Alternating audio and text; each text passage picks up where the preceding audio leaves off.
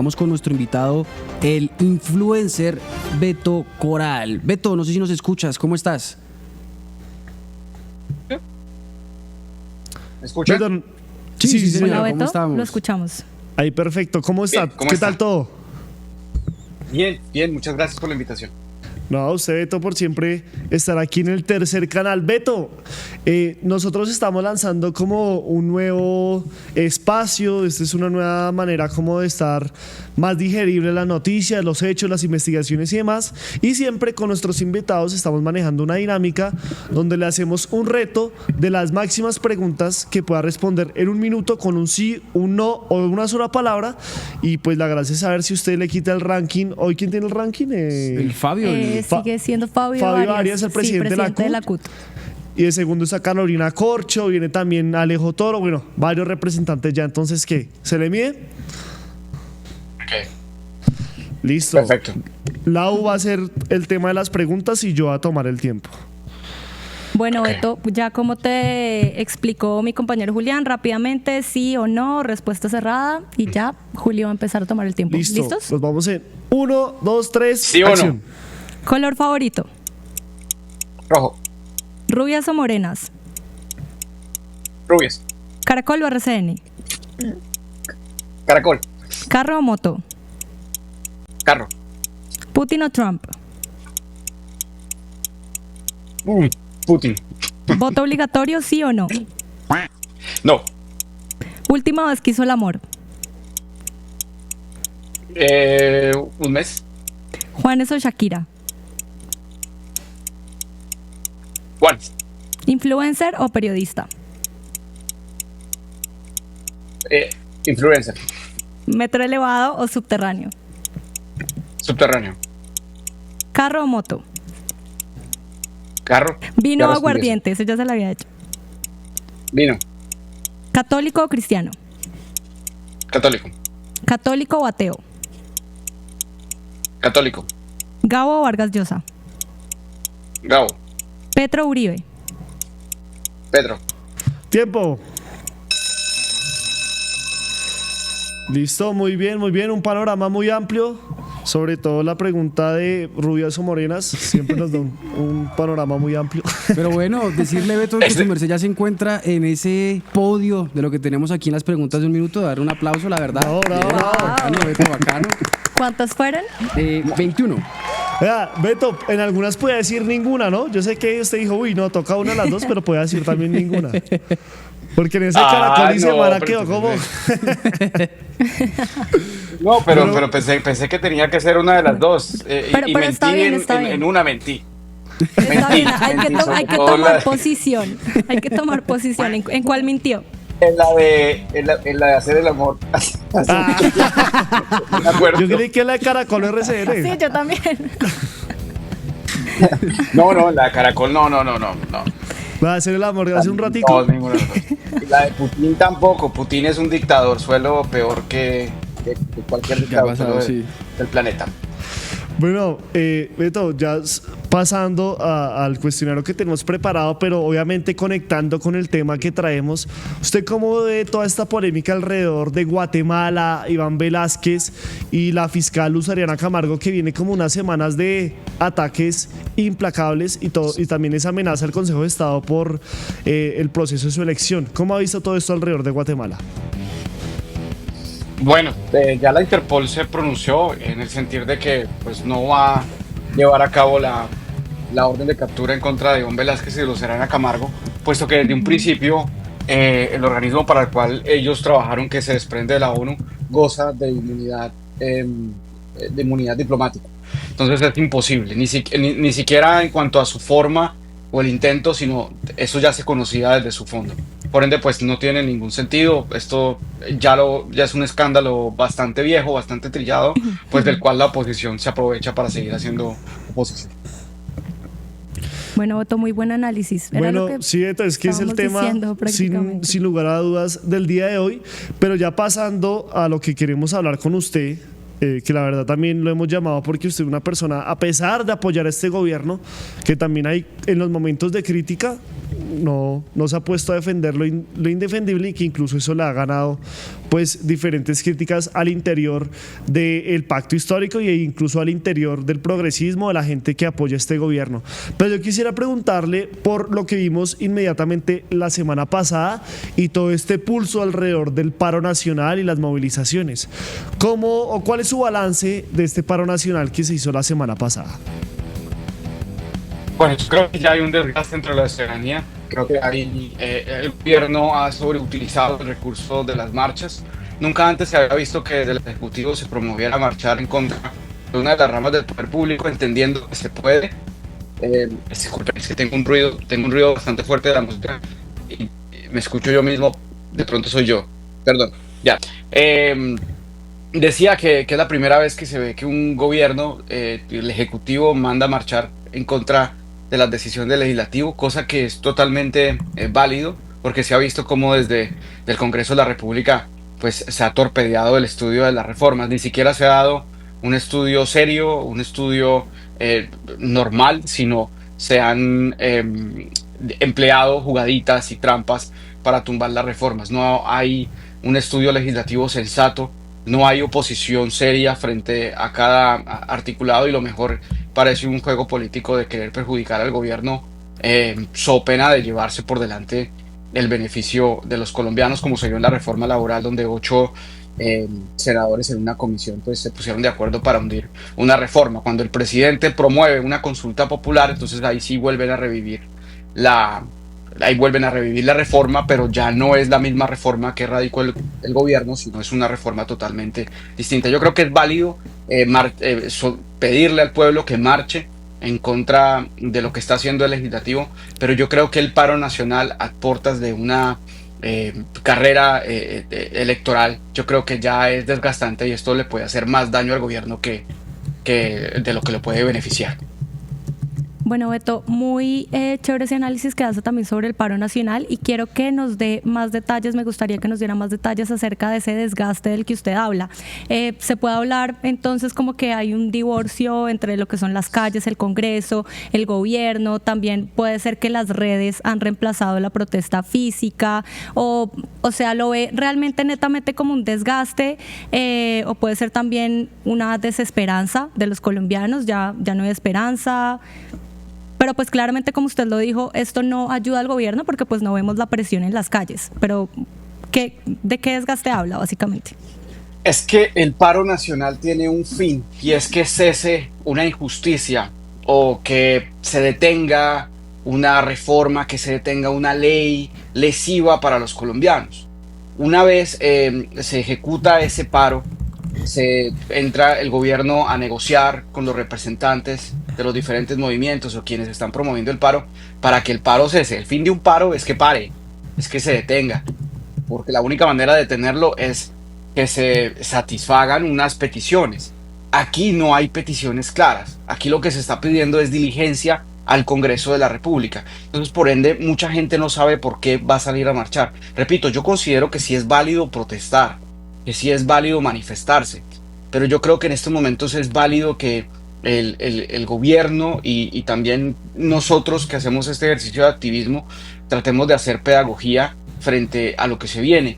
Hablando del mandato popular, yo sí no estoy de acuerdo con que el presidente le pida a la gente que salga a marchar por ese mandato popular que le entregaron al Congreso de la República.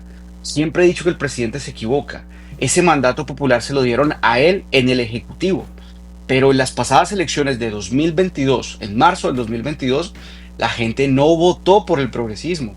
Nosotros disfrazamos de triunfo una derrota. Nosotros apenas obtuvimos 20 senadores del pacto histórico y 33 o 34 representantes a la Cámara. Eso nunca antes se había visto, pero lo disfrazamos de mayoría porque nos tocó hacer coalición con el Partido Liberal, con el Partido Conservador.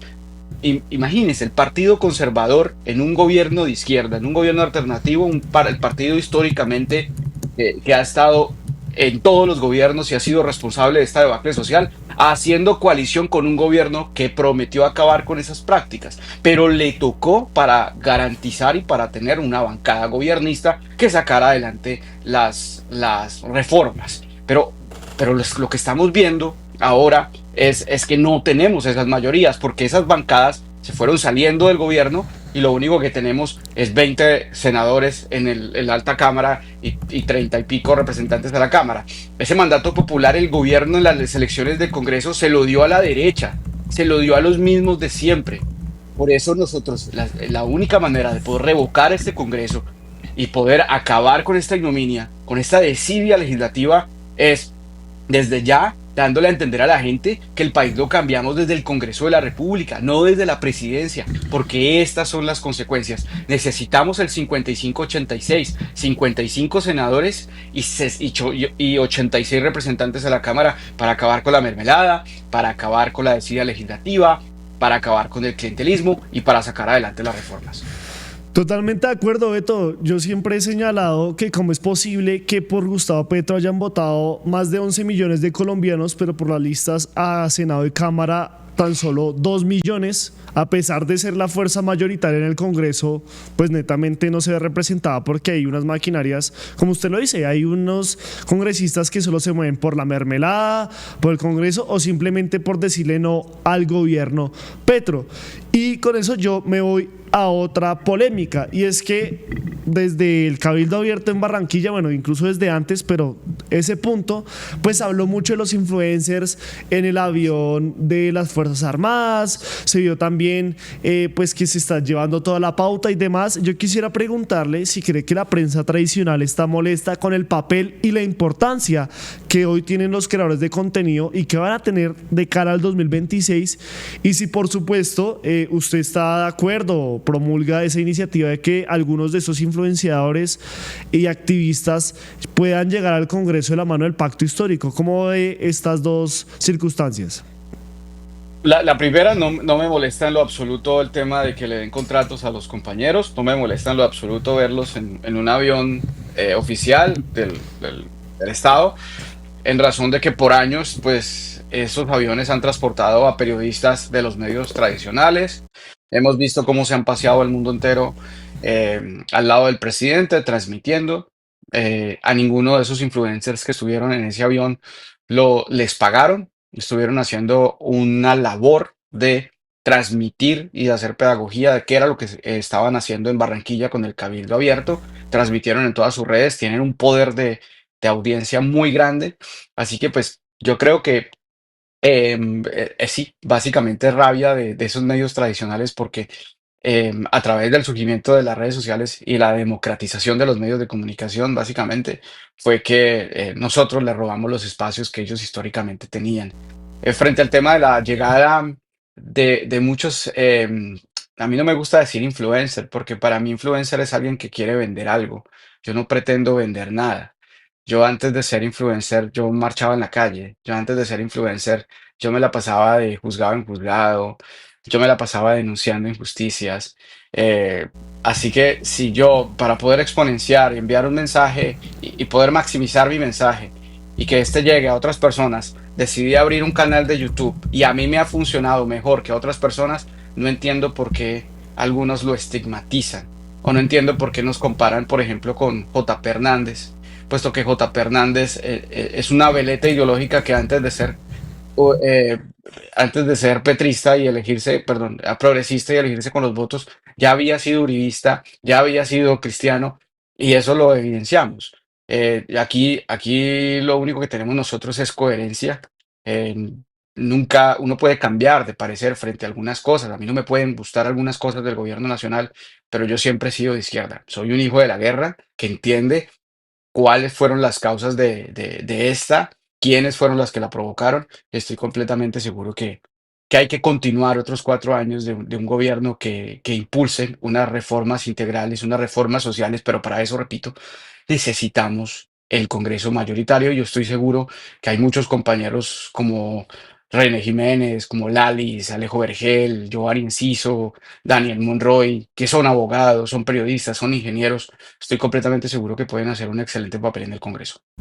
Es cierto, Beto. Toca Qué pena, cambiar. qué pena me le meto. ¿Y podríamos esperar una eventual aspiración de Beto Coral Candidatura de Beto Coral. en el ¿A esa Congreso? pues, sí puedo decir paso? ¿A esa sí puedo decir paso? O sea que no. No, pues o está la expectativa o está abierto. Sí, está abierto, porque siento que tanta retórica, siento que tanta habladuría, sí, siento que tanta parla, como decimos, como dicen los jóvenes, yo ya no estoy tan joven, yo siento que tiene que Joven Beto. pasar ya voy llegando a los 40. eh, Siento que tiene que pasar de la retórica a la acción. Tenemos que pasar de la palabra a la acción. Y yo creo que todo fin del activismo es la política, es llegar a hacer la política. Siempre hablando desde afuera, siempre hablando cómo se deben hacer las cosas, pero nunca queriendo tener el poder para poder cambiarlas uno mismo. Yo siento que eso es el fin de todos y si eso se da bien. Bueno, sí, Beto, de cierta forma hay que cambiar el Congreso. Y ya que estamos en este centro de la democracia, como dicen algunas personas, ¿cómo vio el tema de la consulta popular, el hundimiento? Ese aspecto de que si hubo fraude, no hubo fraude, el tema de esa interpretación de la ley quinta y por supuesto la consulta 2.0 que tiene 4 preguntas en el sector salud. ¿Cree que van a pasar? Bueno, frente al tema de la primera consulta de la votación irregular, en Colombia, digamos que la única entidad, la única institución que puede determinar eso es el Consejo de Estado, no una apreciación subjetiva del gobierno que diga si hubo o no hubo fraude. Yo creo que navegar en ese campo es peligroso. Se debe esperar un concepto del Consejo de Estado que determine que hubo una violación clara a la ley quinta. Nosotros no podemos ir diciendo, no, yo siento que hay una regularidad, actuemos, o actúe, señor presidente. No, eso tiene que ser es el Consejo de Estado el que tiene que hablar y el vicepresidente el que tiene que esperar esa decisión. Ya cuando el Consejo de Estado se pronuncie, pues obviamente ya se han surtido todo el plazo, que son los 30 días después de radicada para que el Congreso, para que el presidente la ordene por decreto. Ahora, frente a esta segunda, que se agregan 4 preguntas más sobre salud, creo que hubo una modificación. Siento que ahí sí hay oportunidad de presentarla por decreto en el caso en el que el Congreso no se quiera pronunciar frente a esta segunda, porque el gobierno sí tiene derecho a radicar cuantas veces quiera una solicitud de consulta popular. Entonces, creo que hay una confusión frente a la gente sobre por cuál consulta popular el presidente la puede decretar.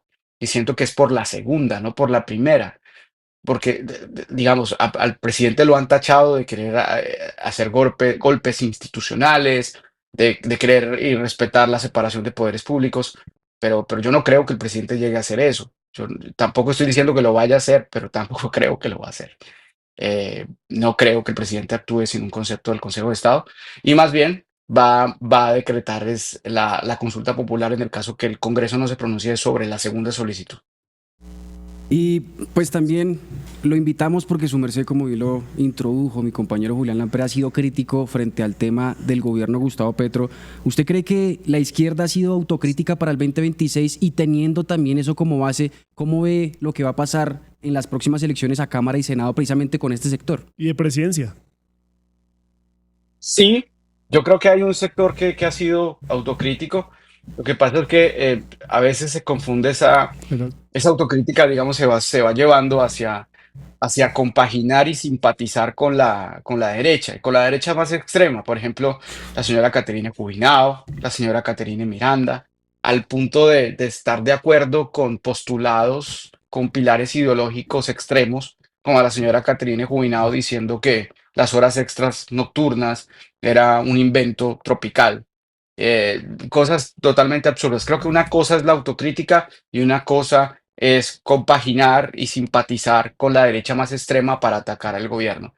Uno tiene derecho a criticar este gobierno porque los primeros que debemos estar haciéndolo son los que llevamos al poder al presidente Gustavo Petro, los que piedra a piedra o un grano de arena aportamos, aunque sea para que el presidente llegue al poder. Nosotros somos los primeros que tenemos derecho a criticar y bueno, esa es la labor. Yo no puedo quedarme callado por lo que antes yo gritaba. Yo no puedo quedarme callado por lo que yo antes denunciaba. Yo no puedo quedarme callado por algo tan grave como es la Unidad Nacional de Gestión de Riesgo, cuando antes gritaba precisamente lo de Karen Abudinen, que se robaron 7.000 millones. Yo no puedo quedarme callado ante irregularidades de nombramientos cuando anteriormente también gritaba. Entonces yo creo que esa doble moral, ese doble estándar tenemos que quitárnoslo. Yo creo que si el activismo se debe parecer en algo al periodismo, es el que tiene que ser contrapoder. Si no es contrapoder, pues no, terminaríamos siendo propagandistas, o terminaremos siendo publicistas, y yo creo que eso en la derecha hay muchísimo, y la izquierda se tiene que diferenciar de eso. Bueno, Beto, muy bien lo que nos dice acerca de que hay que ser transparentes y no hay que olvidar de dónde venimos y por qué luchábamos, ¿no? Pero ¿cómo ve en general el panorama para el 2026? Que era lo que preguntaba Pepe. Es decir, usted hablaba de que nosotros celebramos una derrota como si fuera un triunfo en el momento en el que Gustavo Petro es elegido como presidente de la República. ¿Vamos a seguir hablando de derrotas o cree usted que el progresismo está más fuerte aún o vamos a ver entonces a una María Fernanda Cabal como presidenta? ¿Qué cree usted? Yo no creo, yo creo que el progresismo puede, yo creo que eh, si bien yo todavía no entiendo el concepto del Frente Amplio y no compagino ni digamos que todavía no ha asumido que el progresismo le vaya a entregar sus banderas a Roy Barreras, espero que no sea. Eh, Siento que todavía están las bases intactas por las cuales este gobierno llegó al poder. Repito, lo más importante son las elecciones legislativas. Yo no me preocupo por si la señora Cabal o la señora Vicky o quién sabe quiera ser presidente. Yo creo que si tenemos un Congreso mayoritario de izquierda, el presidente no va a poder hacer mucho. Siento que desde el Congreso no pudiésemos tener una oposición grande, pero digamos, una oposición para tumbar las reformas o una oposición para truncarle el camino al gobierno, sino una oposición que proponga, que saque adelante reformas, porque una oposición pudiese radicar contra reformas, y yo creo que es una crítica Mm. para la fútil y para la pusilánime oposición que tenemos, que se dedicaron a hablar de los zapatos de Petro, se dedicaron a hablar del día que Petro no trina, pero cuando trina se Mm. desesperan por Total. todo, hablan de con quién Petro andaba, pero hombre, ¿por qué no radican en ese mismo Congreso una contrarreforma a la reforma? ¿Por qué no debaten? ¿Por qué no estudian? Es más, yo siento hasta sano el tema de que quieran de pronto desbaratar una reforma y meter un artículo que a ellos no les gusta y que en el debate la reforma se hunda, porque de eso se trata el debate. Pero hundir reformas por hundirlas, hacer mediante trampas, yo sí no estoy muy de acuerdo con eso. Eh, Repito, yo estoy preocupado es por las elecciones legislativas.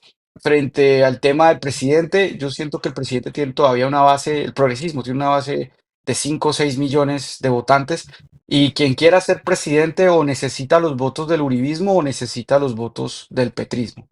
Creo que no habrá cabida para los tibios, no habrá cabida para el centro. El centro siempre juega un papel fundamental, pero a la segunda vuelta. Es digamos, que funcionan como comodín para agregarse a una de las dos fuerzas que entra a competir por la presidencia de la República en la segunda vuelta, pero más no van a ser, digamos, incidentes en la primera. Siento que por el momento yo diría que un 50-50. No soy pesimista, pero tampoco soy muy optimista. Puede que la derecha gane la presidencia, pero también siento que el progresismo tiene muchas opciones de continuar con otros 4 años. Beto, usted también nos mencionaba que no puede ser indiferente al tema de la Unidad Nacional de Gestión del Riesgo y pues recientemente se imputó a Carlos Ramón González, exdirector del DAPRE, también van por Ricardo Bonilla, exministro de Hacienda. Pues primero, ¿qué opina de esas imputaciones y además si usted considera que estos traidores son de alguna otra forma personas que se metieron al progresismo para hacer sus tratos ilícitos o son parte de un juego de ajedrez mucho más grande para apoyar lo que sería este proyecto? No es la esencia del ser humano. Vos no me puedes decir que Olmedo López venía de la derecha. Olmedo López venía del Polo, de Medellín, de marchar al lado de Robledo, de estar con Petro. Carlos Ramón González fue ex M19, fue fundador del Partido Verde. Carlos Ramón González es una persona que siempre ha estado ahí con Petro. Sandra Ortiz del Partido Verde, histórica también, que han sido opositores de los gobiernos de derecha. De pronto ahí el colado, podemos hablar de Sneider Pinilla, tenía contratos o tenía una alianza con el clan Aguilar, el asesino clan Aguilar. Em, pues si podíamos, si hablásemos también de infiltrados, pudiésemos hablar de Andrés Calle, del expresidente de la Cámara de Representantes, que viene como de la corriente de los ñoños, de Besaile, toda esa corrupción de Córdoba. Eh, pero digamos que nosotros no podemos negar lo nuestro, nosotros no podemos decir no los criamos, sí, pero eso parte de la esencia del ser humano, de la codicia, de la, de la baja moral, de la ética, de tener un discurso hoy como políticos y llegar a tener el poder y ya todo se nos cambia, al ver la posibilidad de tener en lo personal y no luchar por los ideales que prometimos, pues dedican es a delinquir y a robar. Yo siento que eso no tiene nada que ver con izquierda ni con derecha. Lastimosamente, eh, el presidente no puede controlar absolutamente todo. Es responsable político por esos nombramientos. Creo que nunca había visto un presidente pidiendo perdón en el Congreso como tal.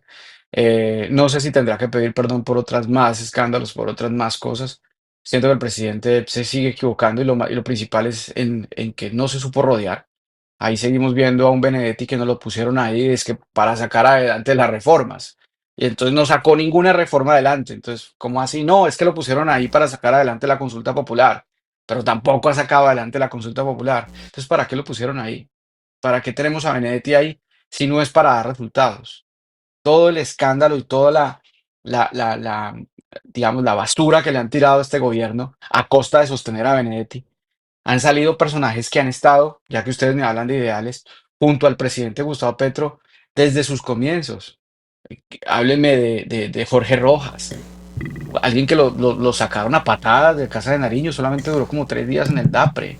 Hábleme de Susana Mohamed, de Alexander López. Yo creo que hasta el mismo Gustavo Bolívar, el presidente, ni lo quiere tener en esa consulta pues, presidencial. ¿Todo por Beto, qué? Por sostener a este personaje como Benedetti Sarabia. y precisamente, ¿usted cómo ve este tema de que ya, pues no es que estén en el gobierno, sino que se están enfrentando al interior del gobierno? O sea, ya hay demandas entre los dos y pues obviamente a pesar de que uno dice, no, ya esta va a ser la definitiva, Benedetti ya empezó a coger más poder, a Laura la van relegando más, pero usted cómo ha visto, primero ese enfrentamiento entre los dos y pues que el presidente lo siga teniendo en su gabinete. ¿Usted cree que en verdad se les debe algo? No, yo siento que el presidente tiene también una lucha mediática con los medios tradicionales y siento que el presidente no se deja tumbar a sus funcionarios por lo que digan los medios. Creo que en eso no es que lo esté halagando al presidente, pero es muy firme en sus decisiones. Si confía en alguien, lo deja. No lo va a tumbar por nadie. Pero es cierto que el presidente ha preferido pegarse de esas amistades o de pronto de esos funcionarios, creyendo que sí les van a funcionar, que sí se acoplan a su idea, porque el presidente necesita ministros, no que lo cuestionen o no que le digan presidente, se está equivocando, sino es cierto que el presidente solamente necesita a su lado aduladores, personas que simplemente le digan sí, señor. Ya que por eso han salido muchos funcionarios de ese gobierno. Me da tristeza porque muchas personas que defienden a Benedetti y a Sarabia los defienden, pero desde el lado del presidente. Y yo creo que defender al presidente es defenderlo de Laura Sarabia y de precisamente de Benedetti. Yo nunca había visto que entre dos funcionarios de ese rango se denunciaran penalmente, se tiraran de esa manera y pues el presidente en el medio. Eso me parece como un poquito vergonzoso, de lo cual pues es la oposición la que se está aprovechando de esto. Bueno, y digamos, en estos casi 3 años que se van a cumplir del gobierno Petro, ¿cuáles cree que son las mayores victorias, los mayores aciertos y por supuesto también esos fallos, los mayores fallos? Los aciertos frente al tema de tierras, frente al tema de víctimas, creo que han sido magníficos. El tema del mono pensional, el tema de todos los programas sociales del gobierno que hacia adelante, el tema de la tarea de la SAE, de quitarle a todos estos políticos que tenían sobre algunas tierras confiscadas. Eh, em, pero lo negativo ha sido, es claro, y creo que esto se ve evidente en el Ministerio de Igualdad. En muchas otras instituciones donde no se ha visto mayor parte de ejecución. Yo creo que esto también se debe a que el presidente tiene un campo digamos, de gente no técnica. Yo aquí hablar del beneficio de la tecnocracia, creo que todo debe ser un 50-50, como lo pronto en el caso de Guillermo Alfonso Jaramillo, que ejerce un ministerio de salud y él es médico cirujano. Pero siento que en algunos cargos sí se nombraron, fue a más activistas, a políticos que no sabían mucho de labores administrativas, no sabían mucho de ejecución, y yo creo que eso nos pasó factura. Muy aparte, este tema de la paz total, que yo la verdad, yo nunca voy a atacar a un gobierno por querer hacer la paz, nunca voy a querer em, desprestigiar a un presidente que ha hecho de todo hasta darles una, dos, tres, cuatro oportunidades a estos grupos para que abandonen esa lucha armada que no lleva absolutamente nada. Hasta, no lo estoy diciendo entregarles gabelas o absolutamente nada de eso, sino hacer todo lo posible, todo lo que esté a su alcance y todas las herramientas legales que tiene para poder hacer la paz. Luego se va a venir de pronto un presidente que no va a querer dialogar con estos grupos, y lo que se viene para mi país es muerte, y ya lo hemos visto, muerte y guerra total. Y esto no le beneficia al país en lo absoluto. Y el tema de los escándalos, pues que ya digamos que sale de control, claro que daña la imagen del gobierno, claro que juega un papel importante para las próximas elecciones. Ha sido profundamente triste lo de la Unidad Nacional de Gestión de Riesgo, y todo esto lo que ha derivado, pues fue un escándalo muy grande, pero bien, tengo claro que el presidente, no creo que el presidente haya ordenado sobornar a ningún congresista para cambiar las reformas. Creo que esto parte de la ambición de algunas personas que se aprovecharon de este proyecto para robar y para delinquir, básicamente. Bueno, Beto, estoy de acuerdo en lo que usted menciona acerca del presidente Gustavo Petro y que realmente la política de paz que él tiene, que ha sido pues muy positiva para el país, es algo que no se tiene en cuenta y debería tenerse más en cuenta a la hora de criticar este gobierno. Ya Yo te digo una también, cosa, sí, claro, dime. no, perdón. Frente a ese caso, yo como hijo de policía asesinado, te puedo decir que yo prefiero vivir en un entorno de negociación, donde las muertes de policías históricamente hoy rondan los 85, 90 al año, y no en la época de Pastrana o en la época de San Pedro, en la época de Gaviria, donde el promedio de muertes por año era de 495 policías. Uno de esos policías era mi padre. Una cifra nomás, una cifra del promedio que anteriormente existía. Hoy esa cifra es de 85, que me sigue pareciendo altísima, pero rotundamente yo prefiero una paz mal negociada que una guerra bien librada. Total, Beto, estoy de acuerdo. Además, nada más y que no hay que retroceder tanto, ¿no? Podemos ir al gobierno de Iván Duque, que fueron 957 líderes sociales asesinados. Entonces, claramente la paz es algo muy importante y es algo que la gente no tiene en cuenta como lo debería tener. Pero ya, pues hablando en términos geopolíticos e internacionales, ¿cómo ve usted la relación entre, usted está en Estados Unidos, ¿verdad? Me imagino que está más Sí. familiarizado con lo que sucede allá. ¿Qué opina la gente? ¿Qué dice la gente? ¿Cómo está afectando el gobierno de Petro a las personas que viven en Estados Unidos? ¿Cómo ve la relación entre Colombia, Estados Unidos? Y también de paso, cuéntenos cómo la ve con China. Usted ha criticado bastante que en las empresas chinas hay mucha corrupción, que el caso del Metro Bogotá es un ejemplo claro, porque pues es una empresa china la que está a cargo de este proyecto y de esta construcción. ¿Cómo ve esa relación de Colombia con ambas potencias? Bueno, yo lo primero, no ha perjudicado en absolutamente nada a ningún colombiano el gobierno de Petro, a los colombianos que viven en Estados Unidos, en lo absoluto. Frente al tema de la relación Colombia-Estados Unidos, siento que al presidente Trump no le importa absolutamente nada a Latinoamérica. Creo que su odio y xenofobia hacia los latinos no es solamente hacia los inmigrantes, sino a todos los que hablan español, a todos los de habla hispana, a todos los hispanoamericanos. para él América solamente es Estados Unidos, ni Canadá en lo absoluto pertenece al continente americano. Así que pues nosotros somos poco importantes al punto de que yo siento que cuando Petro, digamos, se manifiesta en contra de Estados Unidos, yo siento que en Estados Unidos no le prestan mucha atención. Sí ha habido algunos pronunciamientos de representantes, de congresistas del Partido Republicano, debate electoral en la Florida importante, que necesitan pronunciarse con sus banalidades, sus estupideces, sus trivialidades, de decir, de que no se sacan la palabra comunismo de la boca, como de pronto María Elvira Salazar, pero el hecho es que siento que Estados Unidos no le presta atención mucho a Colombia y yo siento que Colombia sí, en lo absoluto, debe dejar de ser el patio trasero de Estados Unidos, pero no pasar de ser el patio trasero de China. La infraestructura china es magnífica.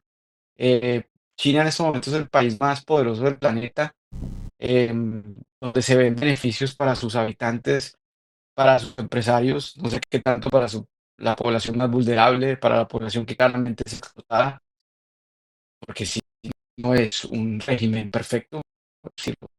Eh, pero lo que importa China, lo que trata de exportar China hacia otros países, pues no es muy claro, porque ya han habido casos de países que se han adherido a la ruta de la seda, como Yemen, Montenegro, que les ha tocado vender su infraestructura eh, hidroeléctrica para poder suplir todas estas obligaciones que adquirieron con China mediante estos tratados.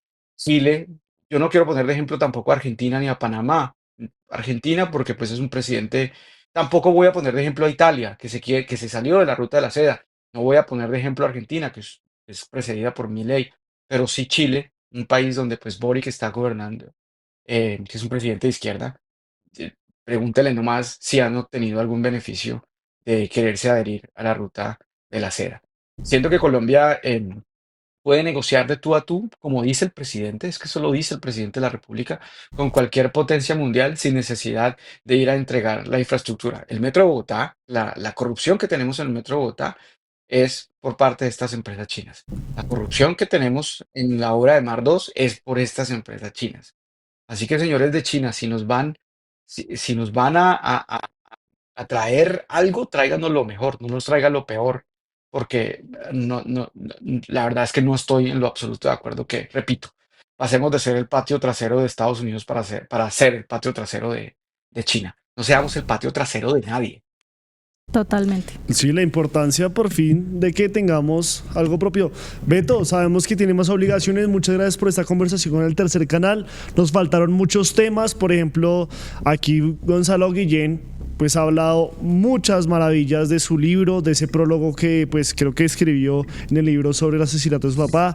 También hace poco todos quedamos atónitos con que Beto Corrales hincha al Junior. Es algo que nos deja a todos de locos, pero me imagino, bueno, ahí tiene el libro, ¿no? Sí, sí, no. Y que va encaminado, ¿no? Gracias, Porque usted es hincha del Junior por su papá. Sí, sí, sí, yo nací el 11 de mayo del 86, el día que fundaron el Estadio Metropolitano. En el 94 jugaba toda la selección Colombia, jugaba en el Junior de Barranquilla. Bueno, la mitad. Estaba el Pío Valderrama, Valenciano, estaba Perea, estaba el arquero suplente Oscar Paso, estaba Pachequito y otros más. Y entonces, pues, Bolaño, uno donde me imagino. veía que jugaba Bolaño, bueno, Bolaño resultó después, en el 95, 96. Ok. Pero el Junior antes era cantera de la Selección Colombia, como fue la cantera de la Selección Colombia al Nacional de 1989. Y eso viene muy de Racing, de Avellaneda, Argentina, porque cuando jugaba Racing bueno, en esa época de los 80, 70 que ganaban, hoy en día hay muchos hinchas de Racing porque los padres le decían a los niños, ven a Racing, ahí está jugando la selección argentina. Y por eso era que muchos niños hoy en día son hinchas de Racing. Así que pues a mí me decían, ve al pibe jugando en el Junior y pues claro, el pibe se reconocía con su melena por todo el campo. Ya, esa es la selección Colombia, pero ese es el otro uniforme de la selección Colombia. Entonces por eso me dice hincha del Junior. Claro, y el libro, mostrémoslo nuevamente, por favor, que todo el mundo también lo conozca, los que no sepan. El día que mataron a mi padre. Ajá, con el prólogo de Gonzalo Guillén, muy interesante, una investigación muy bien fundamentada. Así es. Yo voy a contar un secreto, o ya lo puedo contar porque el libro no se llamaba así. Creo que el nombre me parece muy cliché. El libro se llamaba Rojo, pero la editorial me lo cambió. Yo no sé por qué. Yo hasta hoy lo digo. Mi libro original se llama Rojo por un grupo que se llamaban Los Rojos dentro del bloque de búsqueda, que era un grupo de asesinos dirigido por el hoy célebre exgobernador, no célebre exgobernador de Santander, Hugo Aguilar. Hugo Aguilar, famoso por quedarse con esa recompensa de la muerte de Pablo Escobar. Pero bueno, Beto, un saludo, muchas gracias por estar aquí, diciéndole que éxitos en todo, excepto con el Junior de Barranquilla, porque aquí somos del rojo capitalino. Eso dice él. Y obviamente, no, es que... ¿Y Laura, no, de qué equipo es? ¿Laura, de qué equipo es? Ninguno. No, Laura del fútbol. Yo ahí no me meto. La pone a vomitar. Pero aquí sí todos motivados. También me parece muy chistoso también lo que usted diga. ¿Cómo soy hincha de un club del cual su dirigencia la he criticado tanto? Pues bueno, así nos toca también con Santa Fe. La dirigencia de Santa Fe es fatal. Pero ahí estamos. Beto, un saludo y si puede despedirse con un mensaje final para toda la audiencia del Tercer Canal y agradecerle nuevamente por estar acá. Gracias a todos, gente. Recuerden que lo más importante, el país lo cambiamos es en el Congreso de la República, no la cambiamos en la presidencia. No nos matemos tanto pensando quién va a reemplazar a Gustavo Petro. Matémonos después de marzo del 2026, cuando tengamos un Congreso mayoritariamente progresista. Si tenemos un Congreso mayoritariamente progresista, acabamos con la mermelada, acabamos con el clientelismo, acabamos con esas bancadas gobiernistas que lo único que hacen es robar y sacamos adelante las reformas que necesita el pueblo. Luego ya después de marzo, sentémonos a discutir quién va a ser el próximo presidente de la República, que creo sin duda debe ser el candidato que salga del progresismo. Un abrazo para todos. Bueno, ¿y cuál es el candidato de Beto? Nos faltó. Uy, Sí, todos teníamos esa duda. el candidato que gane la consulta del Pacto Histórico. Ese va a ser mi candidato. Bueno, está perfecto, bien. Beto. Muchas gracias. Bueno, Un Beto, abrazo muchas desde gracias. Tercer Canal también. Perfecto. En Positiva creemos en el poder de la colaboración, en la fuerza de los sueños y en la importancia de estar siempre presentes. Nos impulsa el deseo de proteger lo que somos y lo que seremos. Positiva, la aseguradora de todos los colombianos. Ayúdanos a seguir con nuestra labor periodística a través de nuestro NECI 310-779-3518. Se está evaluando es que más adelante sí sea para todos. Lo que necesita el país. Pedí que me sacaran de allá. Un agradecimiento a todos por su sintonía aquí en el Tercer Canal. Métase en la mente de un delincuente, de un ladrón. A una nueva entrega de periodismo sin corrección. Pasión todo locura y estamos muy contentos. De las calles del sur. Digo, la señora, ¿me da un expreso, por favor?